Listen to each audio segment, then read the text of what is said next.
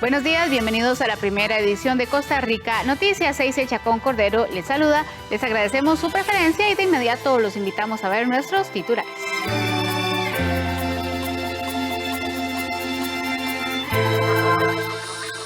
Proyecto para utilizar el cannabis con fines medicinales y el cáñamo para uso industrial pasó su primer filtro en el Congreso.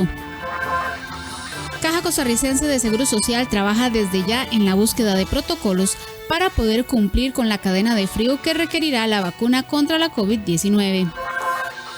Con la victoria ante el Sporting FC, Alajuelense amarró su pase a una eventual gran final del torneo de apertura 2020. Unas 50.000 personas recibieron la orden de evacuar sus casas en Filipinas ayer miércoles ante la amenaza de un nuevo tifón. En el detalle de las informaciones, el respaldo a la gestión del presidente Carlos Alvarado cayó hasta el nivel más bajo desde que inició su gestión en mayo del 2018. Este porcentaje de aprobación también es el más bajo desde la administración de la expresidenta Laura Chinchilla. Los resultados forman parte de la encuesta más reciente del Centro de Investigaciones y Estudios Políticos de la Universidad de Costa Rica, dado a conocer este miércoles.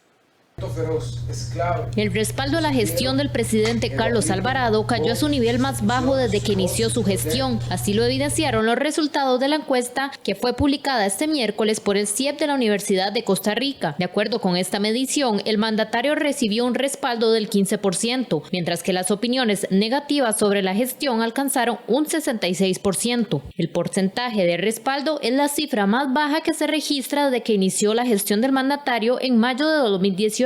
El mayor respaldo que tuvo el presidente Carlos Alvarado fue en abril, cuando alcanzó un 65%. Además, este porcentaje de respaldo es el más bajo para un gobierno desde la administración de la expresidenta Laura Chinchilla, en el 2013, quien tuvo un 14,5% de aprobación. María José Cascante, investigadora del CIEP, se refirió a los resultados de esta encuesta. Para nosotros ha sido bastante llamativo el flujo que ha tenido la aprobación del gobierno y la aprobación presidencial durante este año.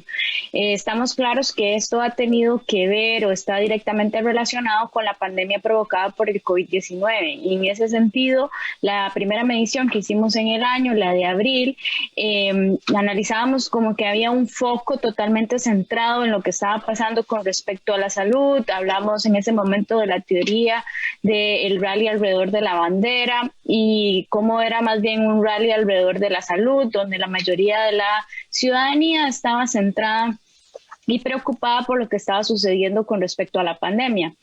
Sobre las características de las personas que expresaron una opinión negativa hacia la gestión de Alvarado, destacan los hombres de 35 a 54 años y los residentes de Punta Arenas y Limón. Por otro lado, la encuesta evidencia mejores resultados para las valoraciones de las medidas económicas. En este caso, el 43% de las valoraciones fueron positivas frente a un 13% que fueron negativas. Hubo un aumento en el porcentaje de respaldo debido a que en agosto este respaldo fue del 27%. La ciudadanía mantiene un pesimismo sobre la situación económica del país. En cuanto a las medidas sanitarias, estas se mantienen positivas con un 69% de la población clasificándolas como bien o muy buenas, en contraste a un 17% que las evalúa mal o muy malas. Respecto a las preocupaciones que aquejan a la población, el desempleo destaca como la principal preocupación, seguido del costo de la vida y la situación económica. Estos dos problemas se han mantenido desde el 2018 en las primeras posiciones. Por parte del gobierno, el ministro de Comunicación, Agustín Castro, se refirió a los resultados de la encuesta y alegó que son parte de los efectos de la pandemia. Nos parece que la encuesta es reflejo de la realidad que ha causado la pandemia sobre la vida de los costarricenses. La pandemia sanitaria ha tenido también un efecto económico que se traduce en pérdida de empleos, que se traduce en un mayor nivel de la pobreza, que se traduce en problemas de enfrentar el costo de la vida para las personas que han perdido sus ingresos, y entonces eso crea una insatisfacción. Es tarea del gobierno abocarse a buscar una respuesta a estas preocupaciones. Para el estudio se realizaron 969 encuestas telefónicas entre el 2 y el 9 de noviembre. El proyecto para utilizar el cannabis con fines medicinales y el cáñamo para uso industrial pasó su primer filtro en el Congreso. La propuesta impulsada por la diputada Zoila Rosa Bolio, que autoriza la comercialización del cannabis con fines medicinales y terapéuticos, así como la producción y comercialización del cáñamo de uso industrial y alimentario, tuvo el aval de la Comisión de Ambiente. Según Bolio, este proyecto de ley de producción de cannabis y cáñamo para fines medicinales contribuirá con la reactivación económica del país, debido a que establece el cobro de un impuesto sobre renta obtenida por el cultivo de esta planta. Dicha tarifa será de un 1% sobre las utilidades netas y atraerá la inversión extranjera. Muchísima inversión extranjera, porque es un producto que tiene una demanda mundial enorme. Tanto el cáñamo para toda la parte industrial, ¿verdad? De textiles, papel, fibra, plásticos, hay carros, los autos tienen los bumpers de cáñamo, en fin, es increíble. Y la parte del aceite, porque en ningún momento se habla del fumación, es un aceitillo que se le saca a la planta de marihuana, es un precursor para medicamentos. Pese a que se eliminó el autoconsumo en la propuesta dictaminada, la diputada de Restauración Nacional, Milady Alvarado, se opone al proyecto por incluir el cannabis. Al haber estas dos mezclas, nos oponemos nosotros por el peligro que requiere el cannabis con THC. O sea, estamos hablando de marihuana. Dentro del mismo proyecto sucedieron dos pronunciamientos muy importantes, que fue el Ministerio de Seguridad y el MAC. ¿Por qué? Porque ellos son los fiscalizadores y los que tienen que tener el control sobre esta gran producción. Cuando el texto se da en primera vez, hay más de 35 aproximadamente pronunciamientos en contra del Ministerio de Salud. Luego mejoran el texto y todavía vamos viendo el respaldo de que la afectación o el peligro hacia la salud pública tenemos que vigilarla. Entonces, en tantas hectáreas sembradas de cannabis con THC, ponemos en riesgo nuestra situación en nuestro país. El cultivo del cáñamo será libre, esto debido a que no estará categorizado como una droga por considerarse que no tiene efectos psicoactivos. Esta iniciativa ahora pasará a ser conocida por el plenario legislativo, donde los diputados podrán hacerle los cambios que consideren. El Fondo Verde del Clima otorgará más de $54 millones al país para enfrentar la crisis climática en los próximos años. Nuestro país se convirtió en el primero de la región centroamericana en recibir fondos no reembolsables de parte del Fondo Verde para el Clima, aseguró el mandatario Carlos Alvarado. Alvarado señaló que se debe a los resultados en materia climática por haber reducido las emisiones de gases de efecto invernadero asociadas a la deforestación en el periodo 2014-2015.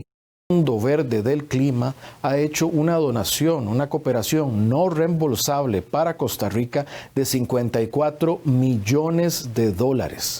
Esta donación servirá para que sigamos adelante con nuestros programas de mitigación de los efectos del cambio climático, esto en el sector forestal. Este fondo se utilizará para seguir adelante los programas de FONAFIFO en pago de servicios ambientales, los servicios que nuestros bosques dan al ambiente y al país. También servirá para seguir adelante con nuestras políticas de descarbonización y se utilizará también para apoyar a territorios indígenas o a nuestra política de combate contra incendios forestales. La aprobación de importantes recursos del Fondo Verde para el Clima se reconoce la apuesta que ha hecho la sociedad costarricense, el Estado, el gobierno, pero muy especialmente el arduo trabajo de las comunidades rurales de este país en favor de la conservación de los bosques. Una vez más, Costa Rica demuestra al mundo que la sostenibilidad ambiental es económicamente viable y socialmente inclusiva. Estos dineros fortalecerán el programa de pago de servicios ambientales que recientemente fueron modificados sus criterios de selección de beneficiarios para favorecer también el ingreso de las mujeres rurales. También para ampliar las modalidades de pago de servicios ambientales en territorios indígenas y además con el fin de mejorar las medidas de prevención de incendios forestales en las comunidades rurales por medio del Sistema Nacional de Áreas de Conservación SINAC.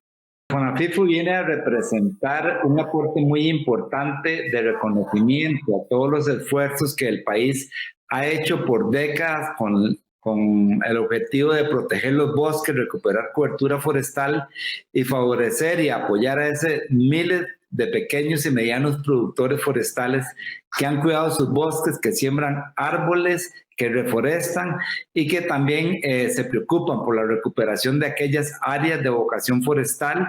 Dada que la crisis económica ha puesto en grave riesgo financiero a dos de nuestros programas claves en materia ambiental, es decir, el de prevención y control de incendios forestales y el de pagos por servicios ambientales que beneficia a 24,000 personas de forma directa cada año, este apoyo financiero mejorará los dos planes, dijo la ministra de Ambiente y Energía, Andrea Mesa. La Caja Costarricense de Seguro Social trabaja desde ya en la búsqueda de protocolos para poder cumplir con la cadena de frío que requerirá la vacuna contra la COVID-19. Aún los países no cuentan con toda la información sobre cuántas dosis requerirá la vacuna contra la COVID-19. Tampoco se conoce aún su precio, o más importante aún, cuándo estará lista. Sin embargo, en las últimas semanas se ha mencionado que la cadena de frío y el enfriamiento que necesitaría esta vacuna es muy estricto. Una de las particularidades de esta vacuna en especial es que es una vacuna que se debe mantener a menos 80 grados, o sea, 80 grados bajo cero, lo cual logísticamente lo hace muy complicado para un país como el nuestro de bajos o medios recursos, porque no en todo lado hay un congelador de menos 80 grados y no en todo hospital va a haber un congelador de menos 80 grados, en todo país va a haber un congelador de menos 80, y entonces esto nos podría traer más retos. Por esta razón, la Caja Costarricense del Seguro Social desde ya trabaja en la implementación de protocolos para cuando la vacuna llegue al país. Desde agosto de este año, la institución, en un esfuerzo interinstitucional, se viene preparando para la adquisición de la nueva vacuna y, por supuesto, tal y como mencionan, hay que preparar desde el punto de vista de esfuerzos logísticos para requerimientos que la nueva vacuna va a llegar a tener. Con esto entonces se ha preparado todo un equipo de diversas instituciones, Ministerio de Salud, Ministerio de Relaciones Exteriores, Caja Costarricense de Seguro Social, han venido trabajando en cuáles serían los requerimientos y fundamentalmente de mantenimiento de la cadena de frío. Wong explica que lo esencial es trabajar en la recepción y distribución de esta esperada inmunización. Con esto se han establecido entonces diversos escenarios para almacenaje y distribución para tener dos objetivos fundamentalmente. Número uno, poder preservar y garantizar de que el biológico cuente con las características de almacenamiento que garanticen la calidad y, por supuesto, mantengan su efectividad. Es el primer punto. Pero el segundo punto, también garantizando que la vacuna pueda estar accesible para la distribución y oportuna aplicación en el periodo contemplado una vez que la vacuna se encuentre en el territorio nacional. Y entonces con esto con estos escenarios, poder lograr una distribución basada desde el punto de vista de seguridad y desde el punto de vista de accesibilidad del biológico. A la fecha, Costa Rica ha adquirido 3 millones de dosis de las empresas Pfizer y BioNTech para una entrega progresiva en el 2021. Las autoridades de la Caja Costarricense de Seguro Social aseguran que el primer nivel de atención se ha fortalecido en los últimos meses de cara a la pandemia. Además, insiste en que trabajan en el seguimiento de los casos y en la búsqueda de tratamientos. El presidente ejecutivo de la Caja Costarricense del Seguro Social, Román Macaya, asegura que han debido transformarse y ser creativos e innovadores para poder combatir la pandemia y seguir atendiendo a la población con otras patologías. Entre los datos que compartió, señaló que desde marzo hasta agosto se brindaron cerca de 449,000 atenciones de sintomáticos respiratorios, 616,000 seguimientos telefónicos, 162,000 tamizajes, 38,000 seguimientos domiciliares, 75,000 seguimientos de casos positivos y 56,000 seguimientos de contactos, y agregó que si bien la pandemia demandó la mayor atención y concentración de recursos en los últimos meses, en el periodo de enero a agosto se dieron casi 2 millones de atenciones de enfermedades no COVID-19. Muchos de estos han sido por vías alternativas, ¿verdad? En lo que es llamadas telefónicas, videollamadas, todo lo que se pueda hacer por una modalidad alternativa para minimizar el riesgo se ha implementado de una forma expedita.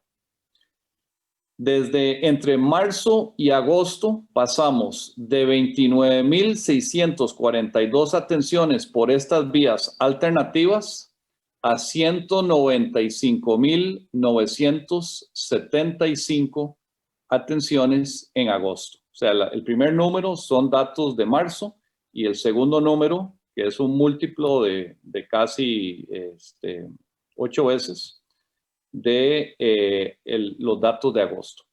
Además, el gerente médico Mario Ruiz mencionó el trabajo que se ha venido haciendo con respecto a las listas de espera, problema que se acrecentó con la pandemia. Sí, estamos tratando de mejorar en esa retroalimentación con los pacientes para informarles cuándo es la cita, cuándo está el cupo, cómo lo vamos a optimizar.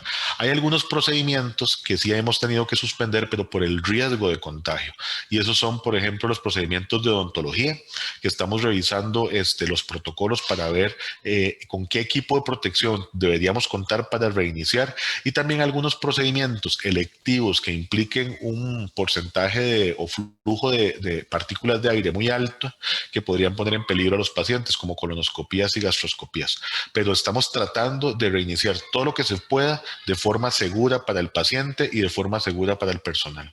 En cuanto a la atención que la Caja Costarricense del Seguro Social le ha venido dando a la búsqueda de tratamientos para pacientes con COVID-19 en estos meses, aseguran que se mantiene y por esta razón continúan los estudios para la aplicación de suero equino, pues las primeras pruebas no obtuvieron los resultados deseados. Probablemente la dosis que se ha investigado sea demasiado baja. Todos los pacientes, independientemente de si eran pacientes moderados o severos e independientemente de su peso corporal, recibieron un solo frasco de los sueros equinos y probablemente se ocupe más. Con respecto a este tema, Macaya señaló que se iniciará un segundo análisis clínico que buscará optimizar la dosis. Además, se aplicará de manera más pronta a los pacientes y a los que estén menos graves.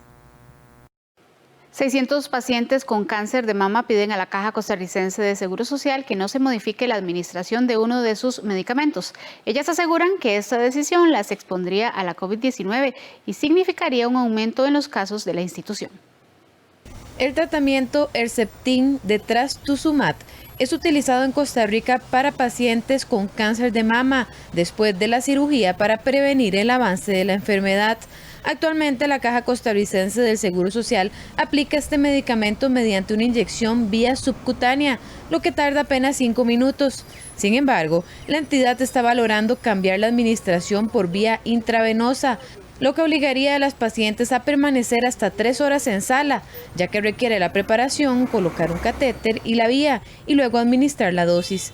Por esta razón, 4 organizaciones que representan a las pacientes con cáncer de mama, Unidos contra el Cáncer, Fundamuro, Metamorfosis y Anasobi, se unieron en la campaña Mi Voz Cuenta para dar a conocer su preocupación.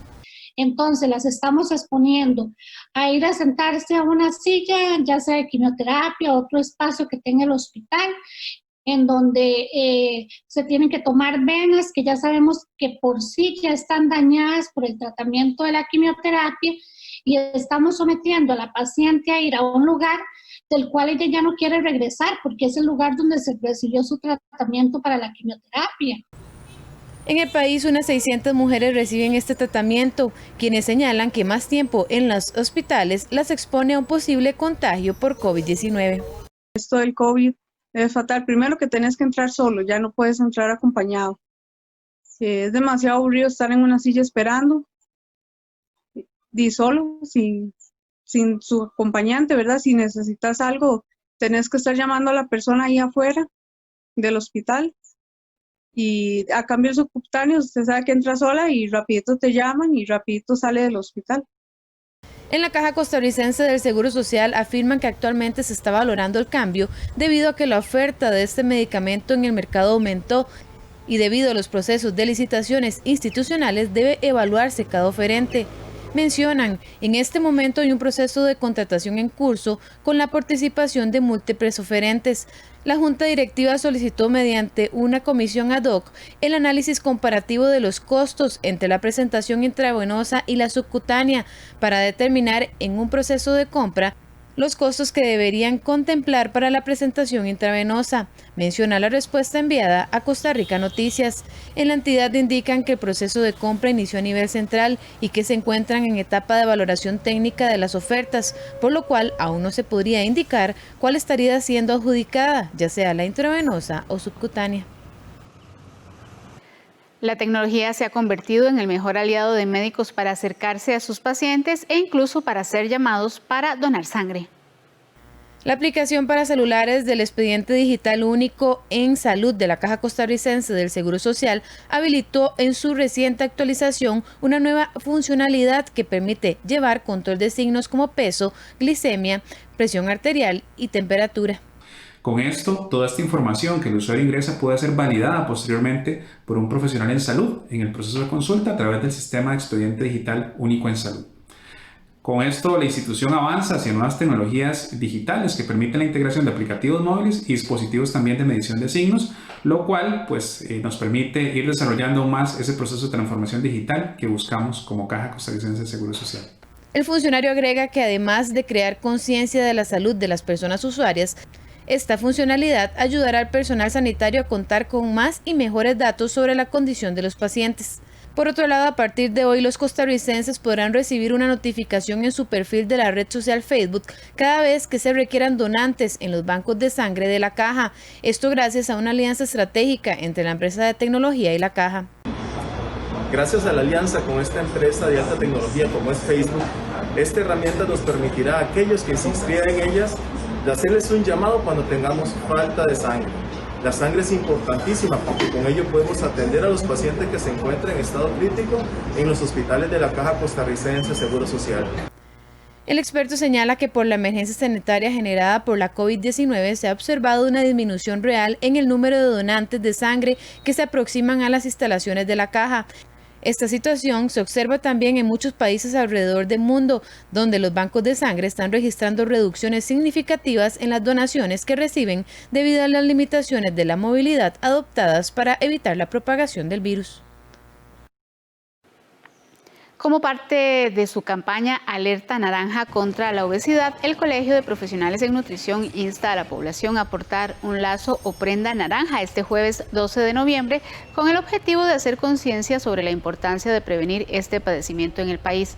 Los profesionales en nutrición se muestran preocupados por los altos índices de obesidad, pero creen que esto se puede revertir si las personas cambian sus hábitos diarios. Por otra parte, los expertos insisten en la importancia de no seguir las dietas de moda o los métodos que otras personas utilizan para bajar de peso y afirman que no existe una pauta alimentaria única para alcanzar este objetivo. Y es que el sobrepeso y la obesidad se han convertido en una verdadera pandemia para los centroamericanos. Costa Rica es uno de los países con índice de sobrepeso más preocupantes, con un promedio del 60% de incidencia en adultos, mientras que un tercio de los niños mayores de 6 años ya sufre este problema. Una de las mayores preocupaciones para nosotros como nutricionistas es que el sobrepeso u obesidad no solo influyen en la calidad de vida de la población adulta, sino también en la de sus hijos, ya que alrededor del 40% del índice de masa corporal se hereda de los padres. Es por ello que queremos sensibilizar a la población sobre la relevancia de prevenir y abordar la obesidad. Este jueves en nuestra sección Animales en Libertad le presentamos al gecko cola de hoja. Esta especie tiene la facilidad de camuflarse entre los árboles gracias a su aspecto.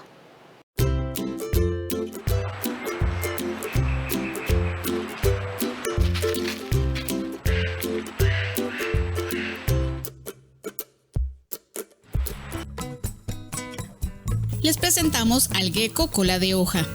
Este reptil tiene una gran facilidad para camuflarse entre los árboles gracias a su aspecto.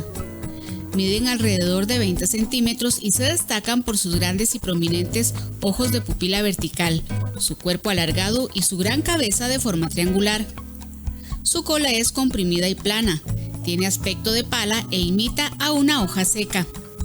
Aunque la técnica más utilizada por estos reptiles para defenderse es el camuflaje, tienen otros recursos, pues si no consiguen engañar a su depredador, levantan y mueven la cola para atraer su atención y evitar que ataquen otras zonas de su cuerpo.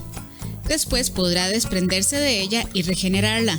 Los geckos de cola de hoja son animales de costumbres nocturnas, ya que se alimentan y desarrollan toda su actividad por la noche. Se mueven lentamente y son bastante apacibles, aunque los machos suelen tener peor genio y ser muy territoriales.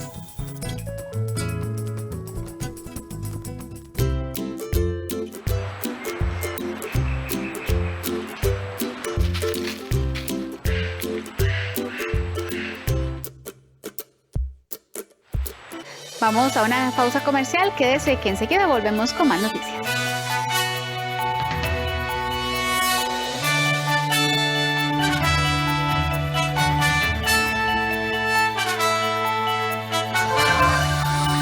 Unas 50.000 personas recibieron la orden de evacuar sus casas en Filipinas ayer miércoles ante la amenaza de un nuevo tifón.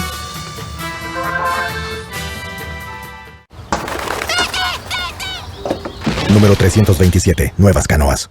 Hay 1000 razones para querer un BN rapidito. Sea cual sea la suya, solicítelo hoy. Banco Nacional. Juntos somos progreso. De lunes a viernes, no te pierdas en Café Nacional Aprendo en Casa, para todos los niños y niñas. Los lunes, Marta nos trae manualidades. Los martes, Gabriel Educación Física. Los miércoles, Alexandra Cocina. Los jueves, Andrea nos enseña de tecnología. Y los viernes, Lupita nos habla de la flora y fauna de nuestro país. Ya sabes, a las 9 de la mañana, aquí en 13, Costa Rica Televisión. Animados, drama, comedia, historias, música, danza. Todo lo que hacen nuestros artistas nacionales en Cine en Cortos. Los jueves a las 9 de la noche, con repetición los domingos a las 11 de la mañana. Aquí en 13, Costa Rica Televisión. Queremos que salga bien, tenemos que hacer bien las cosas. Eso toma tiempo. Así es como trabajan los profesionales. Usted es el que sabe. Que yo no quiero que trabajo en un lugar donde la gente gana muchísimo dinero y me exigen estar a ese nivel. ¡Ey! La primera notificación. ¡Qué caro! ¿Para quién es esa ropa? Para la reina de Inglaterra. Entonces, ¿qué hago? Sin traje no tengo trabajo y sin trabajo no tengo traje. Yo le voy a encontrar arreglo como de lugar. Continúa La Remendona, la serie donde se arreglan prendas, almas y vidas. No te la perdás, este sábado 14 de noviembre a las 6:30 de la tarde, solo por 13, Costa Rica Televisión. Gracias por continuar con nosotros. ¿Quiere conocer más sobre la literatura de mujeres costarricenses? En la sección Cultura le contamos cómo hacerlo. El Ministerio de Cultura y Juventud presenta Agenda Cultural.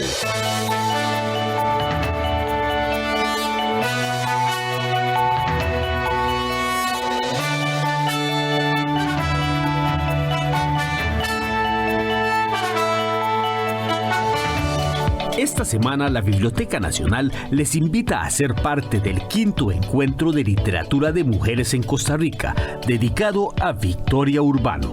La programación incluye conferencias, lecturas, presentaciones artísticas y homenaje a las fundadoras de la Asociación Costarricense de Escritoras. Este encuentro se realizará del miércoles 11 al viernes 13 de noviembre a las 4 de la tarde mediante el Facebook Biblioteca Nacional de Costa Rica. Inicie el fin de semana con música. La banda de conciertos de Cartago le invita a su concierto virtual de jazz Glenn Miller y algo más, con la participación del pianista Carlos Campos y el guitarrista Juan Manuel Solano. La presentación será este viernes 13 de noviembre a las 6 de la tarde a través del Facebook y YouTube de la Banda de Conciertos de Cartago. El Festival Nacional de las Artes Barba 2020 continúa con su programación artística y cultural por primera vez desde la virtualidad. Los espectáculos y presentaciones se realizarán todos los días hasta el domingo 15 de noviembre. Consulte la programación completa en el Facebook Festival de las Artes Costa Rica. El Ministerio de Cultura y Juventud presentó Agenda Cultural.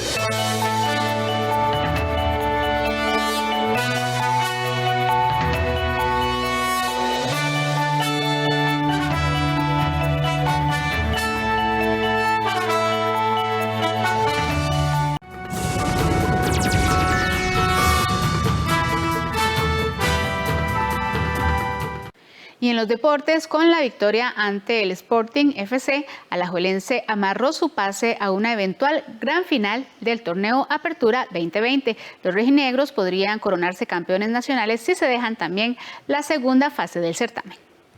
Alajuelense se clasificó a la gran final de la Apertura 2020, en la que volverá a intentar acabar con la sequía de 7 años sin títulos. Los manudos ganaron con solvencia al Sporting FC y aseguraron el liderato general con 34 puntos, 8 más que su más inmediato perseguidor, Cartaginés, a falta de 6 unidades por disputar. De los 3 torneos al mando del argentino Andrés Carevic, es la segunda ocasión en que la liga gana la fase inicial. La primera fue en el Apertura 2019, en la que los erizos arrasaron y aseguraron la final con varias semanas de anticipación. Incluso, en ese certamen los manudos rompieron el récord de puntos en torneos cortos. A pesar de eso, cayeron derrotados por Herediano en la gran final. En el presente torneo, los rojinegros también arrasaron, especialmente en su juego de visita, en los que han alcanzado el 100% de los puntos disputados, con triunfos importantes ante Saprissa y Herediano. Además, Andrés Carevic alcanzó el 81% de rendimiento, sus mejores números desde que está en el banquillo erizo. Si las semifinales fueran hoy, Alajuelense como líder del Grupo A enfrentaría a Limón, que actualmente ocupa el segundo lugar del Grupo B. Los caribeños están en franca lucha con Saprissa por el pase a la siguiente fase. Los manudos llegarán a la ronda final con una planilla en forma. Ante Sporting FC jugó Álvaro Saborío en lugar de Jonathan Moya y respondió con gol. Entre los dos atacantes manudos suman 13 tantos en el certamen. A pesar del buen nivel mostrado por los erizos, la gran duda es cómo será su comportamiento en la siguiente ronda. El rendimiento de Carevic en primeras fases dista mucho de su desempeño en los partidos decisivos. En los 10 juegos disputados en la ronda definitoria de los 2 torneos anteriores, ganó apenas un 40% de los puntos disputados. Venció en 3 juegos, empató 3 y perdió 4. La última vez que Alajuelense levantó una copa fue en el torneo de invierno 2013. El 22 de diciembre los manudos ganaron en penales la final ante Herediano, en el último de los 5 títulos que los alajuelenses celebraron bajo las órdenes de Óscar Ramírez. Luego de eso, el equipo de los Mangos ha perdido 5 finales, con lo que ha aparecido el fantasma de la 30. El delantero y figura del Cartaginés, Marcel Hernández, volvió a gol tras un mes de sequía. El cubano quedó a solo 3 tantos del récord del foreano con más tantos en el Cartaginés, propiedad de Claudio Cicia. Marcel Hernández retomó este miércoles la senda del gol. El cubano tenía un mes exacto desde su última anotación ante el Sporting. Con ello, el atacante sigue sumando en su cuenta personal de goles con los de la vieja metrópoli, alcanzando ya 56 concreciones y quedando a tan solo 3 del récord del uruguayo Claudio Cicia, como máximo artillero extranjero en la historia del club. El gol de Hernández representa el 6º tanto marcado al Santos en su currículum, una cifra que también tuvieron Randall Brenes, Claudio Cicia, Dani Fonseca y Pablo Brenes.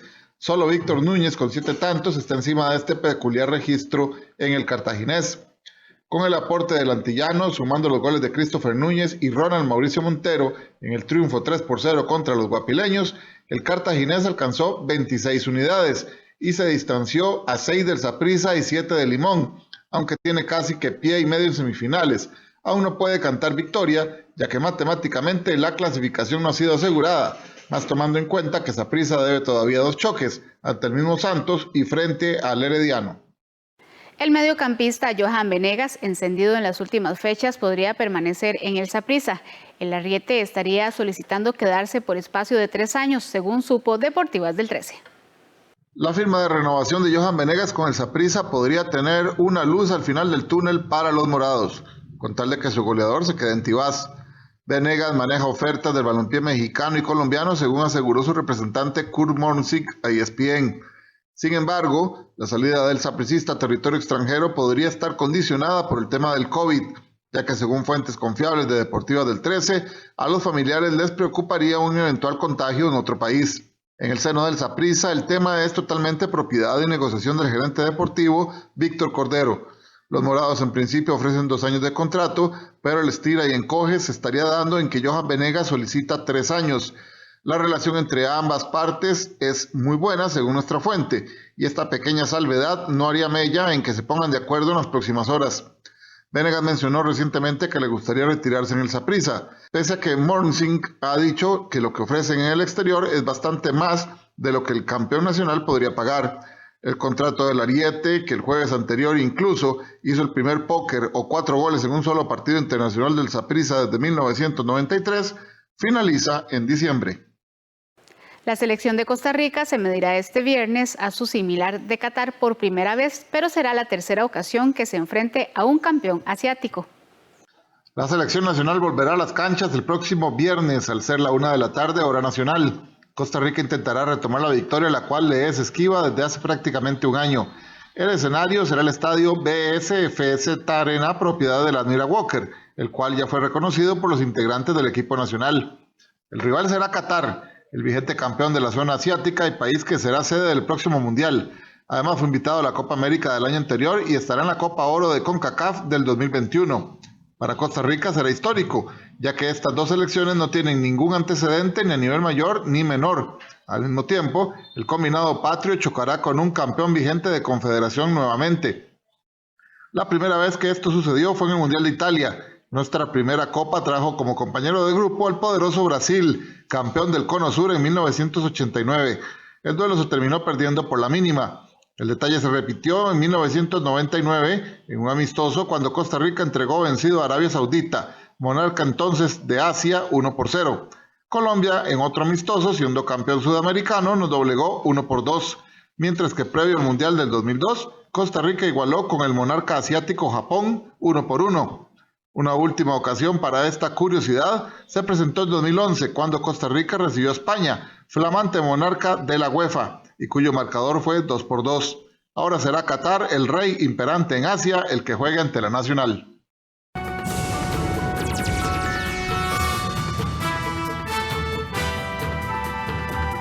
En las informaciones internacionales, mientras países como Brasil y Rusia trabajan en el desarrollo de una vacuna contra la COVID-19, el virus sigue expandiéndose a lugares remotos.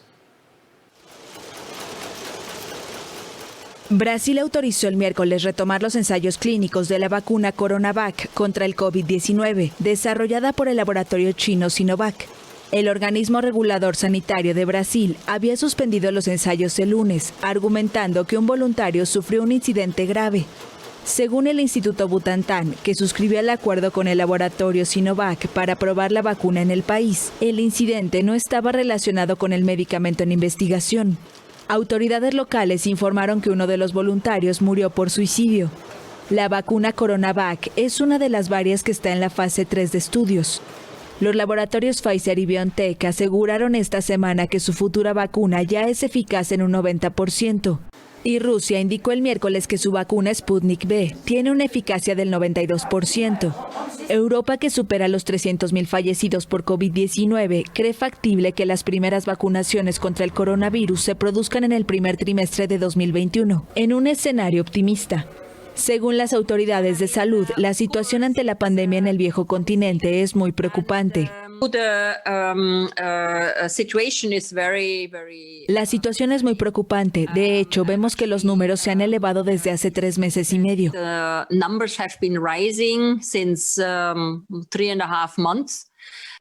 Las restricciones para intentar frenar la propagación del virus siguen aumentando en los países europeos.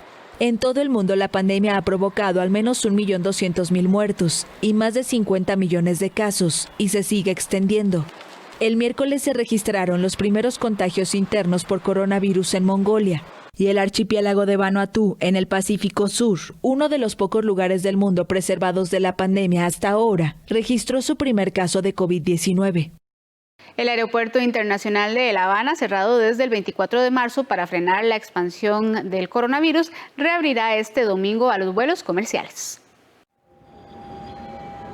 Cuba se prepara para recibir turistas.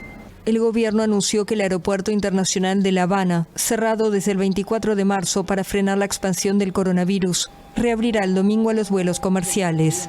Según el protocolo sanitario, cada viajero deberá realizarse una prueba de PCR a su llegada a la isla y luego limitar sus desplazamientos hasta tener los resultados, generalmente 24 horas después. 5 días más tarde tendrá que hacerse otro test. Y para cubrir los costos de los protocolos se aplicará una tarifa sanitaria. El aeropuerto de la capital es el último de la isla en reabrir. Los otros 5 lo hicieron el 17 de octubre para tratar de relanzar una temporada turística devastada.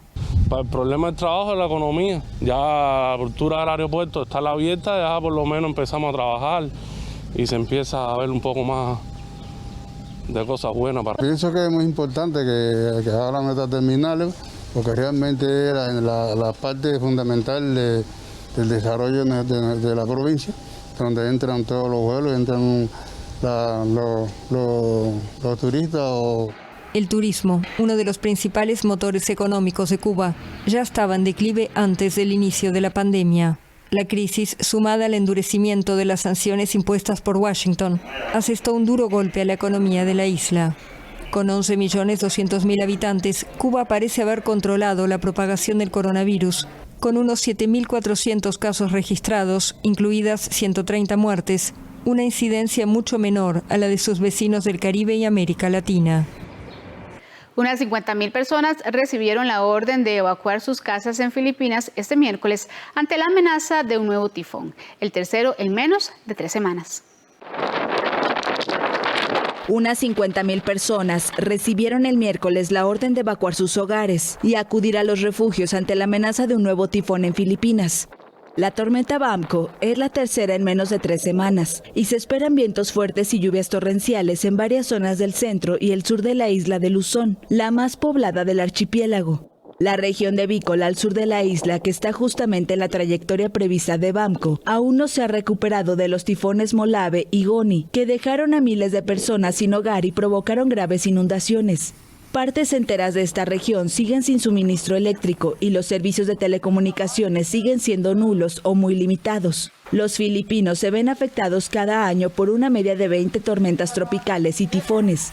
En 2013, el tifón Haiyan causó más de 7.300 muertos. El presidente de los Estados Unidos, Donald Trump, hizo este miércoles su primera aparición oficial después de las elecciones con motivo del Día de los Veteranos, un tradicional momento de unidad en el país, ahora empañado por su negativa de reconocer la victoria de Joe Biden. Primera aparición en público de Donald Trump tras su derrota electoral.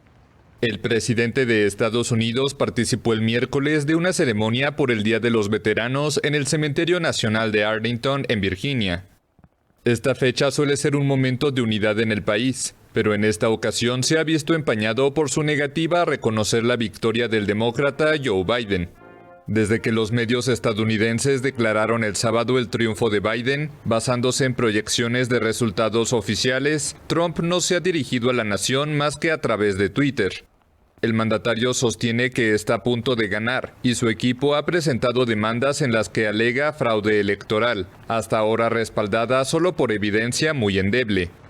El hecho de que Trump no conceda la derrota no tiene fuerza legal en sí mismo, pero la Administración de Servicios Generales se ha negado a aprobar los fondos y mecanismos previstos para la transición. No obstante, Biden parece ignorarlo. El ahora presidente electo y su esposa Jill acudieron el miércoles a una ceremonia en un monumento conmemorativo de la Guerra de Corea en Filadelfia, en el estado de Pensilvania. Biden ya prepara su asunción al cargo prevista para el 20 de enero.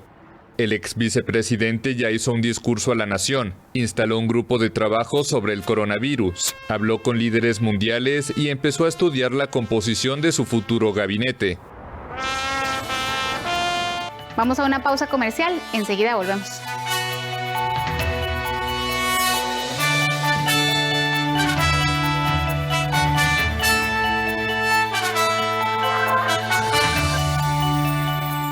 Ser visible en carretera puede marcar la diferencia. De noche es fundamental utilizar elementos reflectivos destacables y luces en buen funcionamiento. Estos detalles marcan la diferencia entre ser o no ser vistos. De noche hay que colocarse en la zona visible tanto atrás como delante de los vehículos y utilizar el pito como recurso para llamar la atención en el momento de adelantar. En los accidentes todos pierden, pero algunos llevan la peor parte. Costa Rica Noticias Regional le trae información generada desde cada uno de los 82 cantones del país. Nuestra red colaborativa de medios regionales nos presenta la realidad que se vive en cada comunidad. Le invitamos a conocer los retos y las iniciativas de las distintas regiones de Costa Rica en este programa informativo todos los días, a las 2 de la tarde al finalizar Soluciones del 13, solo en 13, Costa Rica Televisión.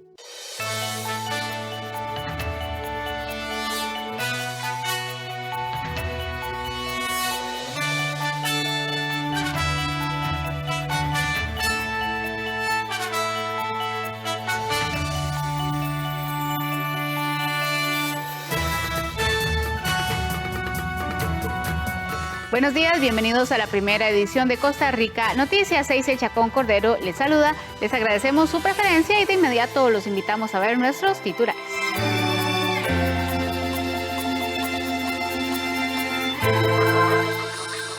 Proyecto para utilizar el cannabis con fines medicinales y el cáñamo para uso industrial pasó su primer filtro en el Congreso. Caja Costarricense de Seguro Social trabaja desde ya en la búsqueda de protocolos para poder cumplir con la cadena de frío que requerirá la vacuna contra la COVID-19. Con la victoria ante el Sporting FC, Alajuelense amarró su pase a una eventual gran final del torneo de apertura 2020. Unas 50,000 personas recibieron la orden de evacuar sus casas en Filipinas ayer miércoles ante la amenaza de un nuevo tifón.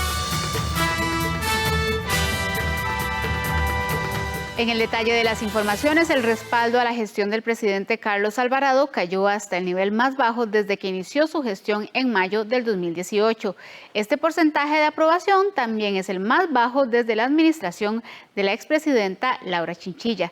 Los resultados forman parte de la encuesta más reciente del Centro de Investigaciones y Estudios Políticos de la Universidad de Costa Rica, dado a conocer este miércoles. El respaldo a la gestión del presidente Carlos Alvarado cayó a su nivel más bajo desde que inició su gestión. Así lo evidenciaron los resultados de la encuesta que fue publicada este miércoles por el CIEP de la Universidad de Costa Rica. De acuerdo con esta medición, el mandatario recibió un respaldo del 15%, mientras que las opiniones negativas sobre la gestión alcanzaron un 66%. El porcentaje de respaldo es la cifra más baja que se registra desde que inició la gestión del mandatario en mayo de 2018. El mayor respaldo que tuvo el presidente Carlos Alvarado fue en abril, cuando alcanzó un 65%. Además, este porcentaje de respaldo es el más bajo para un gobierno desde la administración de la expresidenta Laura Chinchilla, en el 2013, quien tuvo un 14,5% de aprobación. María José Cascante, investigadora del CIEP, se refirió a los resultados de esta encuesta. Para nosotros ha sido bastante llamativo el flujo que ha tenido la aprobación del gobierno y la aprobación presidencial durante este año. Estamos claros que esto ha tenido que ver o está directamente relacionado con la pandemia provocada por el COVID-19. Y en ese sentido, la primera medición que hicimos en el año, la de abril, analizábamos como que había un foco totalmente centrado en lo que estaba pasando con respecto a la salud. Hablamos en ese momento de la teoría del rally alrededor de la bandera y cómo era más bien un rally alrededor de la salud, donde la mayoría de la ciudadanía estaba centrada y preocupada por lo que estaba sucediendo con respecto a la pandemia.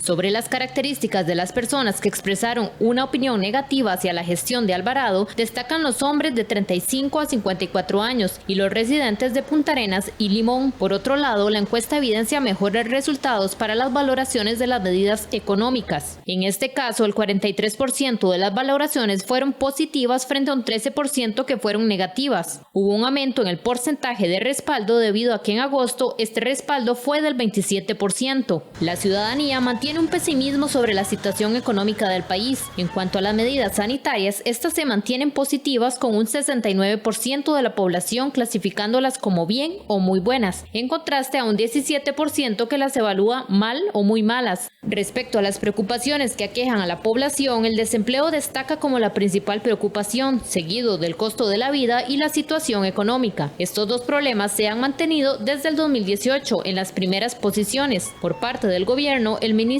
de Comunicación, Agustín Castro, se refirió a los resultados de la encuesta y alegó que son parte de los efectos de la pandemia. Nos parece que la encuesta es reflejo de la realidad que ha causado la pandemia sobre la vida de los costarricenses. La pandemia sanitaria ha tenido también un efecto económico que se traduce en pérdida de empleos, que se traduce en un mayor nivel de la pobreza, que se traduce en problemas de enfrentar el costo de la vida para las personas que han perdido sus ingresos, y entonces eso crea una insatisfacción. Es tarea del gobierno abocarse a buscar una respuesta a estas preocupaciones.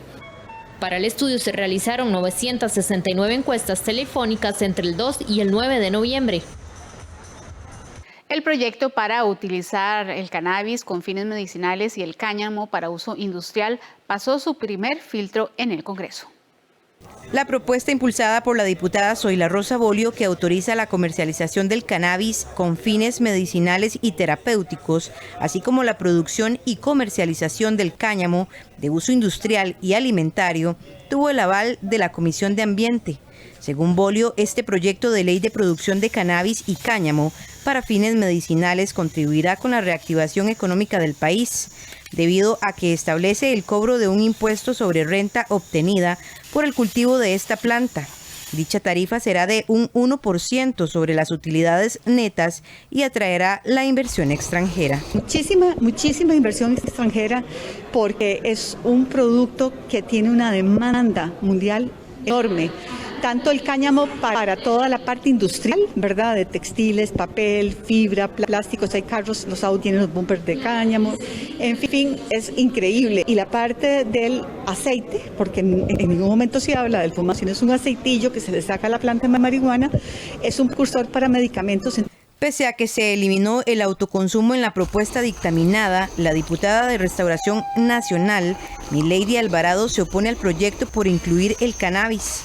Al haber estas dos mezclas, nos oponemos nosotros por el peligro que requiere el cannabis con THC. O sea, estamos hablando de marihuana. Dentro del mismo proyecto sucedieron dos pronunciamientos muy importantes, que fue el Ministerio de Seguridad y el MAC. ¿Por qué? Porque ellos son los fiscalizadores y los que tienen que tener el control sobre esta gran producción. Cuando el texto se da en primera vez, hay más de 35 aproximadamente pronunciamientos en contra del Ministerio de Salud. Luego mejora el texto y todavía vamos viendo el respaldo de que la afectación o el peligro hacia la salud pública tenemos que vigilarla. Entonces, en tantas hectáreas sembradas de cannabis con THC, ponemos en riesgo nuestra situación en nuestro país. El cultivo del cáñamo será libre, esto debido a que no estará categorizado como una droga por considerarse que no tiene efectos psicoactivos. Esta iniciativa ahora pasará a ser conocida por el plenario legislativo, donde los diputados podrán hacerle los cambios que consideren. El Fondo Verde del Clima otorgará más de $54 millones al país para enfrentar la crisis climática en los próximos años.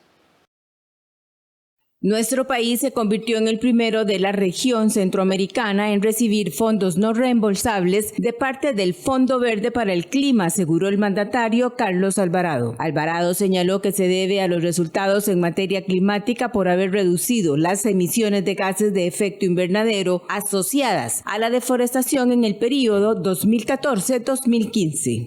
El Fondo Verde del Clima ha hecho una donación, una cooperación no reembolsable para Costa Rica de $54 millones.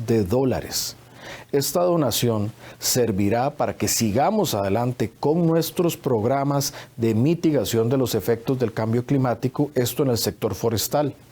Este fondo se utilizará para seguir adelante los programas de FONAFIFO en pago de servicios ambientales, los servicios que nuestros bosques dan al ambiente y al país. También servirá para seguir adelante con nuestras políticas de descarbonización y se utilizará también para apoyar a territorios indígenas o a nuestra política de combate contra incendios forestales. En la aprobación de importantes recursos del Fondo Verde para el Clima, se reconoce la apuesta que ha hecho la sociedad costarricense, el Estado, el gobierno, pero muy especialmente el arduo trabajo de las comunidades rurales de este país en favor de la conservación de los bosques.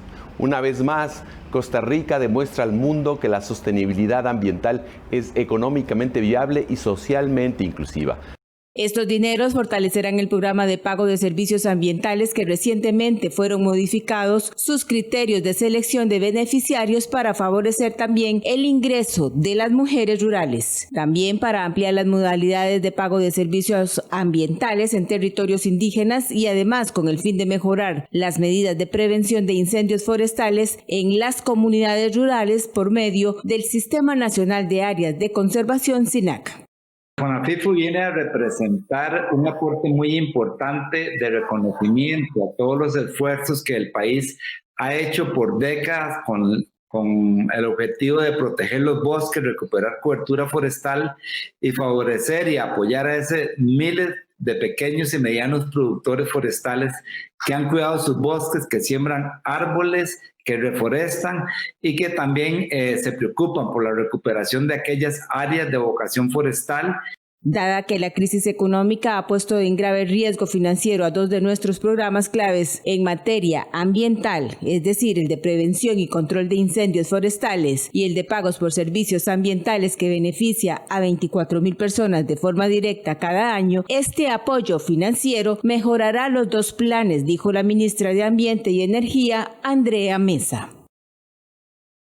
La Caja Costarricense de Seguro Social trabaja desde ya en la búsqueda de protocolos para poder cumplir con la cadena de frío que requerirá la vacuna contra la COVID-19.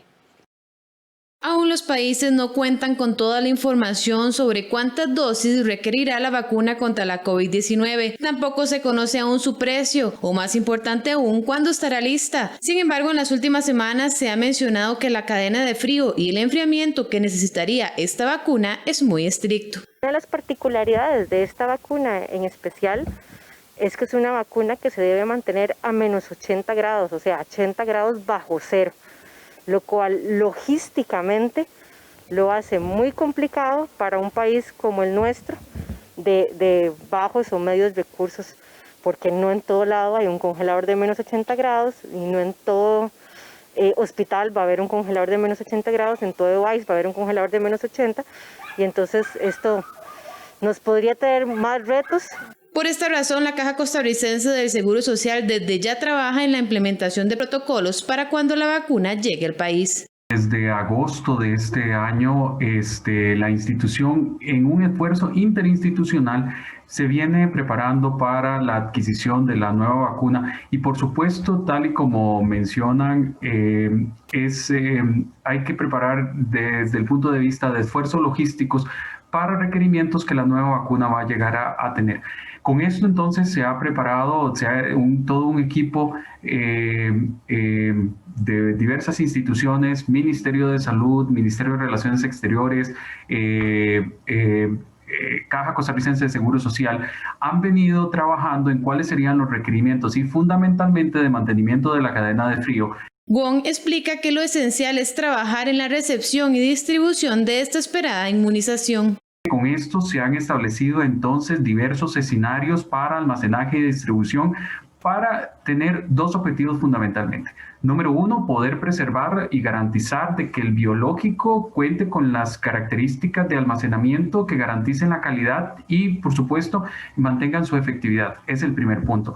Pero el segundo punto, también garantizando que la vacuna pueda estar accesible para la distribución y oportuna aplicación en el periodo contemplado una vez que la vacuna se encuentre en el territorio nacional.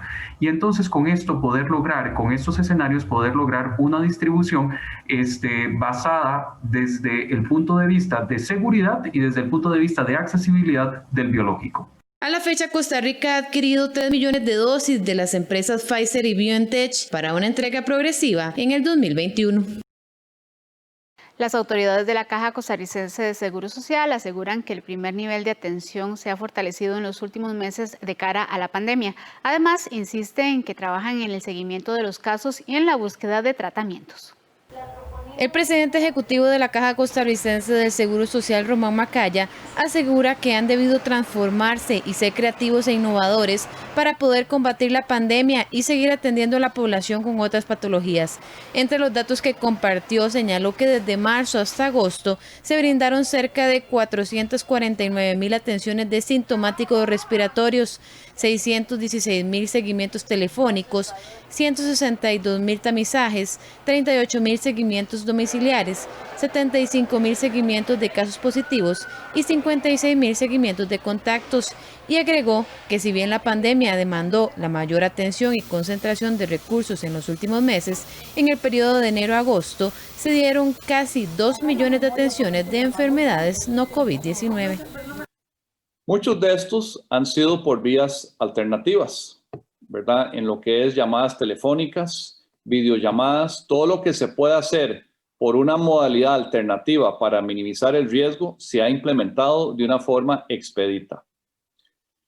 Desde entre marzo y agosto pasamos de 29.642 atenciones por estas vías alternativas a 195.975 atenciones en agosto. O sea, el primer número son datos de marzo y el segundo número, que es un múltiplo de casi 8 veces, de los datos de agosto.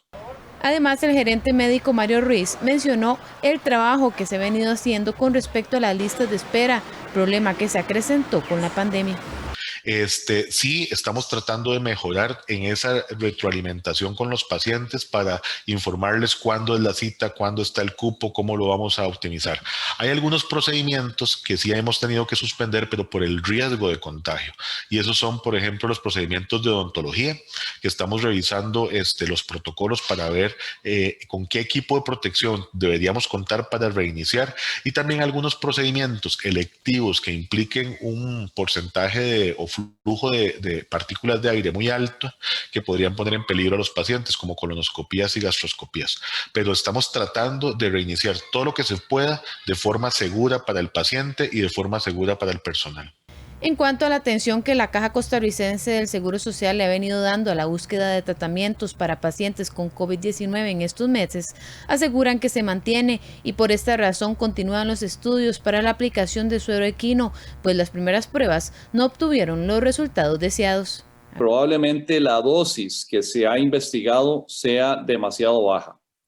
Todos los pacientes, independientemente de si eran pacientes moderados o severos e independientemente de su peso corporal, recibieron un solo frasco de los sueros equinos y probablemente se ocupe más. Con respecto a este tema, Macaya señaló que se iniciará un segundo análisis clínico que buscará optimizar la dosis. Además, se aplicará de manera más pronta a los pacientes y a los que estén menos graves. 600 pacientes con cáncer de mama piden a la Caja Costarricense de Seguro Social que no se modifique la administración de uno de sus medicamentos. Ellas aseguran que esta decisión las expondría a la COVID-19 y significaría un aumento en los casos de la institución. El tratamiento Herceptin de trastuzumab es utilizado en Costa Rica para pacientes con cáncer de mama después de la cirugía para prevenir el avance de la enfermedad. Actualmente la Caja Costarricense del Seguro Social aplica este medicamento mediante una inyección vía subcutánea, lo que tarda apenas 5 minutos. Sin embargo, la entidad está valorando cambiar la administración por vía intravenosa, lo que obligaría a las pacientes a permanecer hasta 3 horas en sala, ya que requiere la preparación, colocar un catéter y la vía, y luego administrar la dosis. Por esta razón, 4 organizaciones que representan a las pacientes con cáncer de mama, Unidos contra el Cáncer, Fundamuro, Metamorfosis y Anasobi, se unieron en la campaña Mi Voz Cuenta para dar a conocer su preocupación. Entonces las estamos exponiendo a ir a sentarse a una silla, ya sea de quimioterapia o otro espacio que tenga el hospital, en donde se tienen que tomar venas que ya sabemos que por sí ya están dañadas por el tratamiento de la quimioterapia, y estamos sometiendo a la paciente a ir a un lugar del cual ella ya no quiere regresar porque es el lugar donde se recibió su tratamiento para la quimioterapia. En el país, unas 600 mujeres reciben este tratamiento, quienes señalan que más tiempo en los hospitales las expone a un posible contagio por COVID-19. Esto del COVID es fatal. Primero que tenés que entrar solo, ya no puedes entrar acompañado. Es demasiado aburrido estar en una silla esperando, y solo, sin su acompañante, ¿verdad? Si necesitas algo, tenés que estar llamando a la persona ahí afuera del hospital. y a cambio subcutáneo usted sabe que entra sola y rapidito te llaman y rapidito sale del hospital. En la Caja Costarricense del Seguro Social afirman que actualmente se está valorando el cambio debido a que la oferta de este medicamento en el mercado aumentó y debido a los procesos de licitaciones institucionales debe evaluarse cada oferente. Mencionan, en este momento hay un proceso de contratación en curso con la participación de múltiples oferentes. La Junta Directiva solicitó mediante una comisión ad hoc el análisis comparativo de los costos entre la presentación intravenosa y la subcutánea para determinar en un proceso de compra los costos que deberían contemplar para la presentación intravenosa. Menciona la respuesta enviada a Costa Rica Noticias. En la entidad indican que el proceso de compra inició a nivel central y que se encuentran en etapa de valoración técnica de las ofertas, por lo cual aún no se podría indicar cuál estaría siendo adjudicada, ya sea la intravenosa o subcutánea. La tecnología se ha convertido en el mejor aliado de médicos para acercarse a sus pacientes e incluso para ser llamados para donar sangre. La aplicación para celulares del expediente digital único en salud de la Caja Costarricense del Seguro Social habilitó en su reciente actualización una nueva funcionalidad que permite llevar control de signos como peso, glicemia, presión arterial y temperatura. Con esto, toda esta información que el usuario ingresa puede ser validada posteriormente por un profesional en salud en el proceso de consulta a través del sistema de expediente digital único en salud. Con esto, la institución avanza hacia nuevas tecnologías digitales que permiten la integración de aplicativos móviles y dispositivos también de medición de signos, lo cual nos permite ir desarrollando aún más ese proceso de transformación digital que buscamos como Caja Costarricense de Seguro Social. El funcionario agrega que además de crear conciencia de la salud de las personas usuarias, esta funcionalidad ayudará al personal sanitario a contar con más y mejores datos sobre la condición de los pacientes. Por otro lado, a partir de hoy los costarricenses podrán recibir una notificación en su perfil de la red social Facebook cada vez que se requieran donantes en los bancos de sangre de la Caja. Esto gracias a una alianza estratégica entre la empresa de tecnología y la Caja. Gracias a la alianza con esta empresa de alta tecnología como es Facebook, esta herramienta nos permitirá a aquellos que se inscriban en ellas de hacerles un llamado cuando tengamos falta de sangre. La sangre es importantísima porque con ello podemos atender a los pacientes que se encuentran en estado crítico en los hospitales de la Caja Costarricense Seguro Social. El experto señala que por la emergencia sanitaria generada por la COVID-19 se ha observado una disminución real en el número de donantes de sangre que se aproximan a las instalaciones de la Caja. Esta situación se observa también en muchos países alrededor del mundo, donde los bancos de sangre están registrando reducciones significativas en las donaciones que reciben debido a las limitaciones de la movilidad adoptadas para evitar la propagación del virus. Como parte de su campaña Alerta Naranja contra la obesidad, el Colegio de Profesionales en Nutrición insta a la población a aportar un lazo o prenda naranja este jueves 12 de noviembre con el objetivo de hacer conciencia sobre la importancia de prevenir este padecimiento en el país. Los profesionales en nutrición se muestran preocupados por los altos índices de obesidad, pero creen que esto se puede revertir si las personas cambian sus hábitos diarios. Por otra parte, los expertos insisten en la importancia de no seguir las dietas de moda o los métodos que otras personas utilizan para bajar de peso y afirman que no existe una pauta alimentaria única para alcanzar este objetivo. Y es que el sobrepeso y la obesidad se han convertido en una verdadera pandemia para los centroamericanos. Costa Rica es uno de los países con índice de sobrepeso más preocupantes, con un promedio del 60% de incidencia en adultos, mientras que un tercio de los niños mayores de 6 años ya sufre este problema. Una de las mayores preocupaciones para nosotros como nutricionistas es que el sobrepeso u obesidad no solo influyen en la calidad de vida de la población adulta, sino también en la de sus hijos, ya que alrededor del 40% del índice de masa corporal se hereda de los padres. Es por ello que queremos sensibilizar a la población sobre la relevancia de prevenir y abordar la obesidad. Este jueves en nuestra sección Animales en Libertad le presentamos al gecko cola de hoja. Esta especie tiene la facilidad de camuflarse entre los árboles gracias a su aspecto.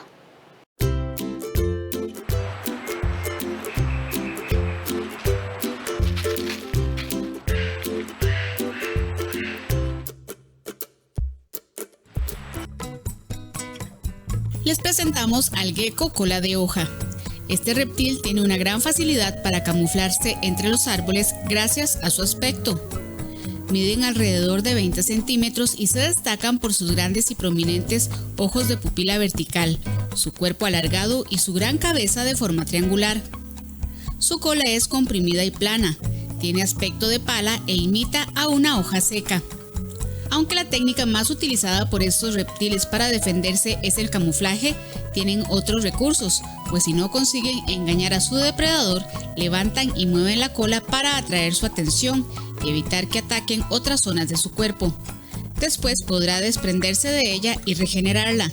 Los geckos de cola de hoja son animales de costumbres nocturnas, ya que se alimentan y desarrollan toda su actividad por la noche. Se mueven lentamente y son bastante apacibles, aunque los machos suelen tener peor genio y ser muy territoriales.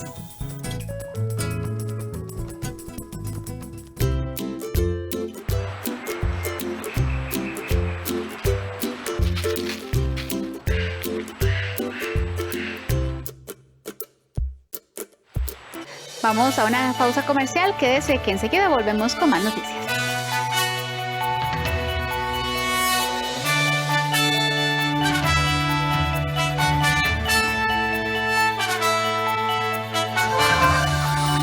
Unas 50.000 personas recibieron la orden de evacuar sus casas en Filipinas ayer miércoles ante la amenaza del nuevo tifón. Desde donde se encuentre, usted puede comprar, remodelar o construir. El BCR multiplica sus posibilidades en vivienda. Elija el crédito con la cuota que más le convenga, hasta con un 90% de financiamiento. Solo complete el formulario en bancobcr.com o en la app BCR Móvil y haga realidad su proyecto de vivienda. Somos el Banco de Costa Rica. Reportajes que nos informan sobre diferentes temas que afectan al mundo. Global 3000. Los martes a las 10 de la noche. Por 13. Costa Rica Televisión. Costa Rica es pura vida. Costa Rica es mi patria querida. Temas de salud, temas de cocina, música, hogar. Son muchas las informaciones que tenemos todos los días de 8 de la mañana y hasta las 10. A diferentes medios y en nuestros diferentes espacios ustedes pueden disfrutar de Café Nacional. Así es, te invitamos 8 de la mañana, de lunes a viernes. Un pueblo en marcha pero sin apuros. Costa Rica, Costa Rica. Gracias por continuar con nosotros. ¿Quiere conocer más sobre la literatura de mujeres costarricenses? En la sección Cultura le contamos cómo hacerlo. El Ministerio de Cultura y Juventud presenta Agenda Cultural.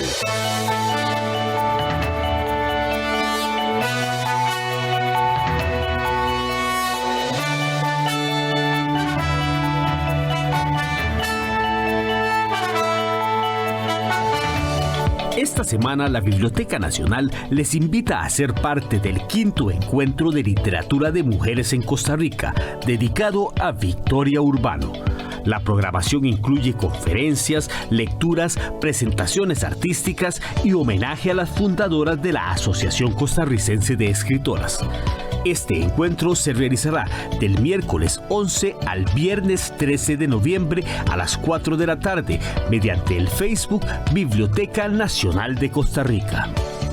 Inicie el fin de semana con música. La banda de conciertos de Cartago le invita a su concierto virtual de jazz, Glenn Miller y algo más, con la participación del pianista Carlos Campos y el guitarrista Juan Manuel Solano. La presentación será este viernes 13 de noviembre a las 6 de la tarde a través del Facebook y YouTube de la banda de conciertos de Cartago. El Festival Nacional de las Artes Barba 2020 continúa con su programación artística y cultural por primera vez desde la virtualidad. Los espectáculos y presentaciones se realizarán todos los días hasta el domingo 15 de noviembre. Consulte la programación completa en el Facebook Festival de las Artes Costa Rica. El Ministerio de Cultura y Juventud presentó Agenda Cultural.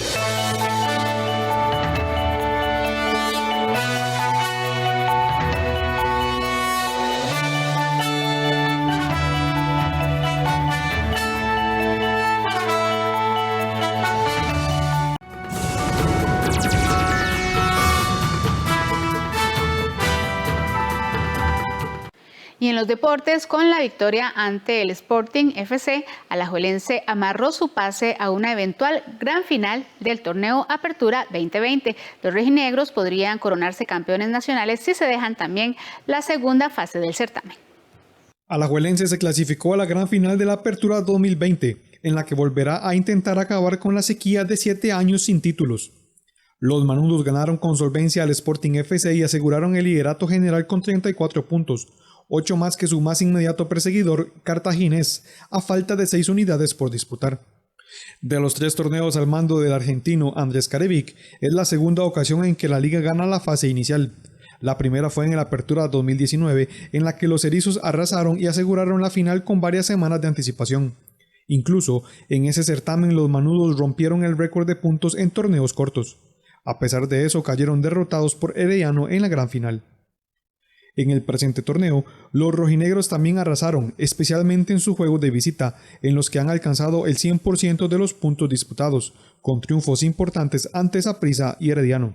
Además, Andrés Carevic alcanzó el 81% de rendimiento, sus mejores números desde que está en el banquillo erizo. Si las semifinales fueran hoy, Alajuelense como líder del Grupo A enfrentaría a Limón, que actualmente ocupa el segundo lugar del Grupo B. Los caribeños están en franca lucha con Saprissa por el pase a la siguiente fase. Los manudos llegarán a la ronda final con una planilla en forma. Ante Sporting FC jugó Álvaro Saborío en lugar de Jonathan Moya y respondió con gol. Entre los dos atacantes manudos suman 13 tantos en el certamen. A pesar del buen nivel mostrado por los erizos, la gran duda es cómo será su comportamiento en la siguiente ronda. El rendimiento de Carevic en primeras fases dista mucho de su desempeño en los partidos decisivos. En los 10 juegos disputados en la ronda definitoria de los 2 torneos anteriores, ganó apenas un 40% de los puntos disputados. Venció en 3 juegos, empató 3 y perdió 4. La última vez que Alajuelense levantó una copa fue en el torneo de invierno 2013. El 22 de diciembre los manudos ganaron en penales la final ante Herediano, en el último de los 5 títulos que los alajuelenses celebraron bajo las órdenes de Óscar Ramírez. Luego de eso, el equipo de los Mangos ha perdido 5 finales, con lo que ha aparecido el fantasma de la 30. El delantero y figura del cartaginés Marcel Hernández volvió a gol tras un mes de sequía. El cubano quedó a solo 3 tantos del récord del foreano con más tantos en el cartaginés, propiedad de Claudio Cicia. Marcel Hernández retomó este miércoles la senda del gol. El cubano tenía un mes exacto desde su última anotación ante el Sporting. Con ello, el atacante sigue sumando en su cuenta personal de goles con los de la vieja metrópoli, alcanzando ya 56 concreciones y quedando a tan solo 3 del récord del uruguayo Claudio Cicia, como máximo artillero extranjero en la historia del club. El gol de Hernández representa el 6º tanto marcado al Santos en su currículum, una cifra que también tuvieron Randall Brenes, Claudio Cicia, Dani Fonseca y Pablo Brenes. Solo Víctor Núñez con 7 tantos está encima de este peculiar registro en el cartaginés. Con el aporte del antillano, sumando los goles de Christopher Núñez y Ronald Mauricio Montero en el triunfo 3-0 contra los guapileños, el cartaginés alcanzó 26 unidades y se distanció a 6 del Saprissa y 7 del Limón, aunque tiene casi que pie y medio en semifinales. Aún no puede cantar victoria, ya que matemáticamente la clasificación no ha sido asegurada, más tomando en cuenta que Saprissa debe todavía 2 choques, ante el mismo Santos y frente al Herediano. El mediocampista Johan Venegas, encendido en las últimas fechas, podría permanecer en el Saprissa. El Arriete estaría solicitando quedarse por espacio de 3 años, según supo Deportivas del 13. La firma de renovación de Johan Venegas con el Saprissa podría tener una luz al final del túnel para los morados, con tal de que su goleador se quede en Tibás. Venegas maneja ofertas del balompié mexicano y colombiano, según aseguró su representante Kurt Mornsick a ESPN. Sin embargo, la salida del sapricista a territorio extranjero podría estar condicionada por el tema del COVID, ya que según fuentes confiables de Deportivas del 13, a los familiares les preocuparía un eventual contagio en otro país. En el seno del Saprissa, el tema es totalmente propiedad y negociación del gerente deportivo Víctor Cordero. Los morados en principio ofrecen 2 años de contrato, pero el estira y encoge se estaría dando en que Johan Venegas solicita 3 años. La relación entre ambas partes es muy buena según nuestra fuente, y esta pequeña salvedad no haría mella en que se pongan de acuerdo en las próximas horas. Venegas mencionó recientemente que le gustaría retirarse en el Saprissa, pese a que Mornsink ha dicho que lo que ofrecen en el exterior es bastante más de lo que el campeón nacional podría pagar. el contrato del Ariete, que el jueves anterior incluso hizo el primer póker o 4 goles en un solo partido internacional del Saprissa desde 1993, finaliza en diciembre. La selección de Costa Rica se medirá este viernes a su similar de Qatar por primera vez, pero será la tercera ocasión que se enfrente a un campeón asiático. La selección nacional volverá a las canchas el próximo viernes al ser la 1 p.m, hora nacional. Costa Rica intentará retomar la victoria, la cual le es esquiva desde hace prácticamente un año. El escenario será el estadio BSFS Arena, propiedad de la Admira Walker, el cual ya fue reconocido por los integrantes del equipo nacional. El rival será Qatar, el vigente campeón de la zona asiática y país que será sede del próximo Mundial. Además fue invitado a la Copa América del año anterior y estará en la Copa Oro de CONCACAF del 2021. Para Costa Rica será histórico, ya que estas dos selecciones no tienen ningún antecedente ni a nivel mayor ni menor. Al mismo tiempo, el combinado patrio chocará con un campeón vigente de Confederación nuevamente. La primera vez que esto sucedió fue en el Mundial de Italia. Nuestra primera copa trajo como compañero de grupo al poderoso Brasil, campeón del Cono Sur en 1989. El duelo se terminó perdiendo por la mínima. El detalle se repitió en 1999 en un amistoso cuando Costa Rica entregó vencido a Arabia Saudita, monarca entonces de Asia, 1-0. Colombia, en otro amistoso, siendo campeón sudamericano, nos doblegó 1-2, mientras que previo al Mundial del 2002, Costa Rica igualó con el monarca asiático Japón 1-1. Una última ocasión para esta curiosidad se presentó en 2011, cuando Costa Rica recibió a España, flamante monarca de la UEFA, y cuyo marcador fue 2-2. Ahora será Qatar, el rey imperante en Asia, el que juega ante la nacional.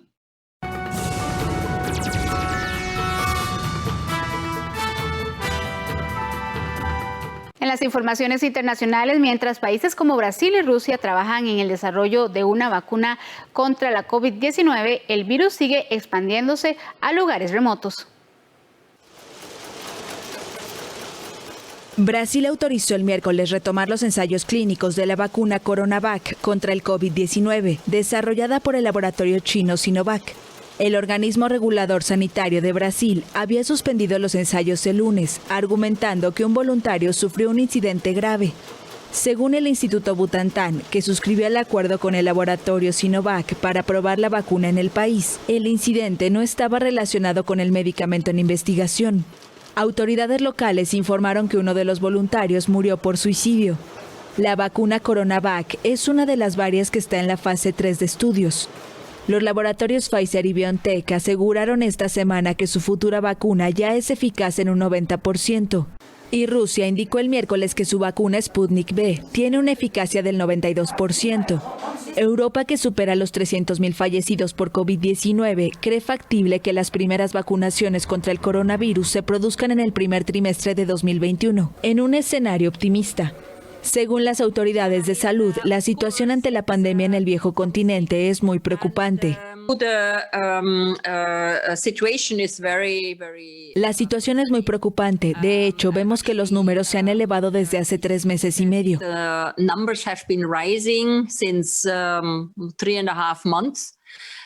Las restricciones para intentar frenar la propagación del virus siguen aumentando en los países europeos. En todo el mundo, la pandemia ha provocado al menos 1.200.000 muertos y más de 50 millones de casos, y se sigue extendiendo. El miércoles se registraron los primeros contagios internos por coronavirus en Mongolia, y el archipiélago de Vanuatu, en el Pacífico Sur, uno de los pocos lugares del mundo preservados de la pandemia hasta ahora, registró su primer caso de COVID-19. El aeropuerto internacional de La Habana, cerrado desde el 24 de marzo para frenar la expansión del coronavirus, reabrirá este domingo a los vuelos comerciales. Cuba se prepara para recibir turistas. El gobierno anunció que el aeropuerto internacional de La Habana, cerrado desde el 24 de marzo para frenar la expansión del coronavirus, reabrirá el domingo a los vuelos comerciales. Según el protocolo sanitario, cada viajero deberá realizarse una prueba de PCR a su llegada a la isla y luego limitar sus desplazamientos hasta tener los resultados, generalmente 24 horas después. 5 días más tarde tendrá que hacerse otro test. Y para cubrir los costos de los protocolos se aplicará una tarifa sanitaria. El aeropuerto de la capital es el último de la isla en reabrir. Los otros 5 lo hicieron el 17 de octubre para tratar de relanzar una temporada turística devastada. Para el problema del trabajo y la economía. Ya la apertura del aeropuerto está abierta, ya por lo menos empezamos a trabajar y se empieza a ver un poco más de cosas buenas. Pienso que es muy importante que abran estas terminales, porque realmente era la parte fundamental del desarrollo de la provincia, donde entran todos los vuelos, entran los turistas. El turismo, uno de los principales motores económicos de Cuba, ya estaba en declive antes del inicio de la pandemia. La crisis, sumada al endurecimiento de las sanciones impuestas por Washington, asestó un duro golpe a la economía de la isla. Con 11.200.000 habitantes, Cuba parece haber controlado la propagación del coronavirus, con unos 7.400 casos registrados, incluidas 130 muertes, una incidencia mucho menor a la de sus vecinos del Caribe y América Latina. Unas 50.000 personas recibieron la orden de evacuar sus casas en Filipinas este miércoles ante la amenaza de un nuevo tifón, el tercero en menos de 3 semanas. Unas 50.000 personas recibieron el miércoles la orden de evacuar sus hogares y acudir a los refugios ante la amenaza de un nuevo tifón en Filipinas. La tormenta Bamco es la tercera en menos de 3 semanas y se esperan vientos fuertes y lluvias torrenciales en varias zonas del centro y el sur de la isla de Luzón, la más poblada del archipiélago. La región de Bicol al sur de la isla, que está justamente en la trayectoria prevista de Bamco, aún no se ha recuperado de los tifones Molave y Goni, que dejaron a miles de personas sin hogar y provocaron graves inundaciones. Partes enteras de esta región siguen sin suministro eléctrico y los servicios de telecomunicaciones siguen siendo nulos o muy limitados. Los filipinos se ven afectados cada año por una media de 20 tormentas tropicales y tifones. En 2013, el tifón Haiyan causó más de 7.300 muertos. El presidente de los Estados Unidos, Donald Trump, hizo este miércoles su primera aparición oficial después de las elecciones con motivo del Día de los Veteranos, un tradicional momento de unidad en el país, ahora empañado por su negativa de reconocer la victoria de Joe Biden. Primera aparición en público de Donald Trump tras su derrota electoral. El presidente de Estados Unidos participó el miércoles de una ceremonia por el Día de los Veteranos en el Cementerio Nacional de Arlington, en Virginia. Esta fecha suele ser un momento de unidad en el país, pero en esta ocasión se ha visto empañado por su negativa a reconocer la victoria del demócrata Joe Biden. Desde que los medios estadounidenses declararon el sábado el triunfo de Biden, basándose en proyecciones de resultados oficiales, Trump no se ha dirigido a la nación más que a través de Twitter. El mandatario sostiene que está a punto de ganar y su equipo ha presentado demandas en las que alega fraude electoral, hasta ahora respaldada solo por evidencia muy endeble.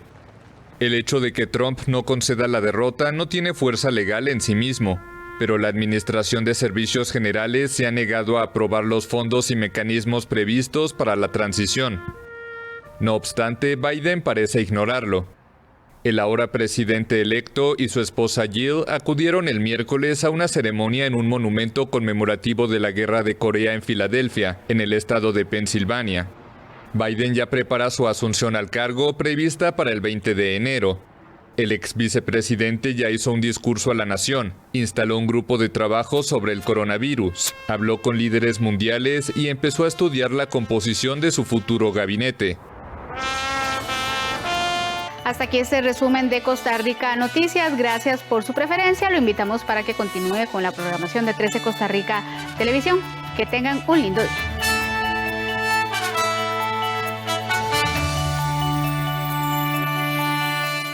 Esta semana, las mujeres y su lucha son el tema de Cine Tico Clásico, con los documentales El Troquel,